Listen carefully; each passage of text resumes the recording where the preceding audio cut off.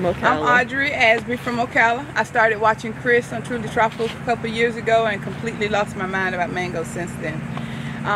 I visited her first here in the Grove on June 15, 2019. Got my first truckload of trees and haven't stopped coming since. Since then, I've accumulated over 125 mango trees. It's somewhat of addicting, and I just bought another one, so yeah, I can't stop buying them. I started growing mangoes after my mom passed, and she never was able to sprout a seed, and when I got one to sprout, that just took over. I actually got over 30 of my potted mangoes to grow this year, to actually fruit this year, and I've only had a couple to die. That was after a real harsh pugging. So I live up in Ocala, which is zone A, 9A, which is a little bit of a zone push, but I had great success. So this year I'm looking to get them protected and then just keep collecting. What I did to help combat depression and anxiety and social isolation related to COVID, I'm a nurse practitioner that deals with COVID every day, frontline. I'm actually sad to say I'm losing my father this weekend more than likely because of COVID-19. I work in nursing homes. So I was supposed to go see the Nevis International Mango Festival. I found it on Mango Growers of America, and unfortunately that international conference was canceled. So I already had the weekend off, so I jumped in the car, ran all the way down the West Coast, picked up some turpentines from friends over in Pine Island, and then went down and raided a few trees of people who did not know that there were starving children in Africa and they were just going to let the fruit fall. I picked up all the rotten seeds, and then I hit all the way down to Miami and Homestead, came back with a truck full of wonderful fruit, and then migrated my way all the way back up East Coast. Miss Chris opened up the gate, gave me a few more of her 1 gallon grafted trees. So I really love mangoes, but now I've been down south and it's ventured into all tropical fruit. So I started tasting things and was hoping friends were not trying to poison me, because I just ate whatever they put in my mouth and fell in love with it. Collected all the seeds. I was seen by a state trooper sniffing my purse on the way home, and then I held up the flowers so he knew I was not doing something illegal. And I guess between the Mango 9A on my tag, the truck full of stuff that looked like it was vegetative, he just waved, laughed, and let me go.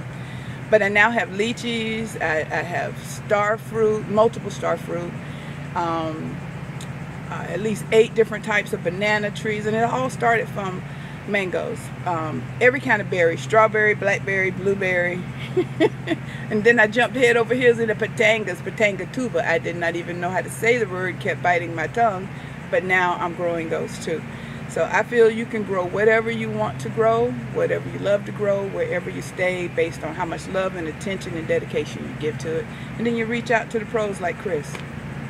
So how do you grow tropical fruit in Ocala? What kind of things do you do to make the plants live instead of freeze to death and stuff? So my cold protection starts the minute my last fruit was collected. I trimmed, gave their last feed, which is low nitrogen because I'm getting ready to put them to sleep, some Epsom salt, potassium chloride. I will also give it some CalMag, some of the micro foliar sprays, and because I live up in zone 9A, last year I learned about percentolide. That stuff is liquid gold for cold protection. I did the first drench feeding last weekend, and then every 2 weeks I do a foliar spray. When there's a threat, and I have multiple different frost alerts that let me know when the weather's going to be less than 30 degrees, and then I can put on some heat protection. But I'm all full on mango protection from say November through February. I actually sleep outside with my mangoes when it's too cold, because if it's too cold for me, then it's too cold for my newly bloomed flowers, and I get up and I put more fire on the wood. I've actually cut down oak trees and saved the wood for my fruit. I've had friends, Bart Formoso gave me 2 smudge pots which you put oil in. They used to use those for orange groves. They go up and put a little barrier, heat barrier over, and keep frost from coming down.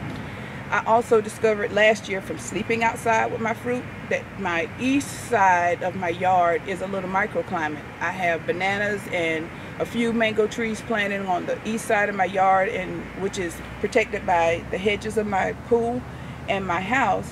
They had no frost damage whatsoever. So I put a temperature gauge over there, and it was approximately 8 to 10 degrees warmer in that one little corner. So I migrated all of my things, like my Maymay sapote, not supposed to live in Ocala, but I got a fruit that big on it. I have a bunch of See, I have a, what's the name of the small sapote tree I have? I'm sorry.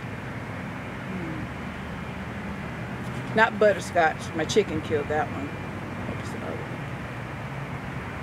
And I have a canister plant, grimichamas. I have a lot of tropical fruit, Chris. I feed my fruit trees about every 3 months. From springtime, I'll start with when I see that first flush, I give them a good nitrogen feed. And I try to stay organic, but I couldn't sell if I wanted to as organic. But if I can catch my own worms, I throw them in my buckets. And then the worms that are too small, I go fishing with them, bring back the fish, make my own fish emulsion, throw them in there. During the springtime, I will actually put buckets of fish out around my trees while they're blooming and let the flies come into the fish, kick the bucket, the flies fly out of the fish, cover them up. The flies are already there and they want to eat, so they go and they pollinate my plants. And last year I had great success doing that way, so I'll do that again this upcoming year. All of my trees will be less than 8 foot tall, and that's because I live somewhere that I need to be able to protect them and shelter most of them. So I hug my trees, so when I get them home, I cut them about waist high, and then I encourage lateral branching. I will lay them down so that I have a wide open canopy, but branches that go wide versus vertical. And that's how I've done it with all the trees that are going around my pool, and they get a lot of the west cold wind. Let's see, what else do I do? And then of course I have to fight all of the birds when there's fruit hanging on them. I lost my only sugarloaf and fruit punch to squirrels this past year, but now I know my upcoming structure will have netting protection for the critters as well. During rain season in my pots, because they're potted, I like to cover the tops of those pots so that it'll help the water run off and not over flood the fruit just when I'm about 1 week from ready to pick it, and then they get all flushed and they want to crack and the flavor's gone. By covering it, I encourage some of that rainwater runoff. And this year my pina colada plant, oh my goodness, that thing was so good. I had a ton of Malikas. Hem cigar was great, green, half ripe, ripe, and overripe. So hem cigar, without a doubt, that gets 2 thumbs up. But my favorite by far this year, sugarloaf. If I had tasted sugarloaf, I probably would have only had 10 variety of trees. Sugarloaf and a perfectly ripened Mark Anthony. Those are right up there. And if I can get my hands on the CC Love, oh my God. So could you tell us about your upcoming structure that you're going to have for your plants? I was supposed to get a USDA high tunnel NCRA grant, but with COVID, a lot of the fundings fell through. So now I'm just going to buy a Gothic arch because it's the best for water runoff. I don't have a lot of high wind and I don't have snow, but I do get a lot of water. And I want to collect a lot of the gutter, rainwater into gutters to use for the plants inside. So I'm purchasing a 30 by 48 high tunnel.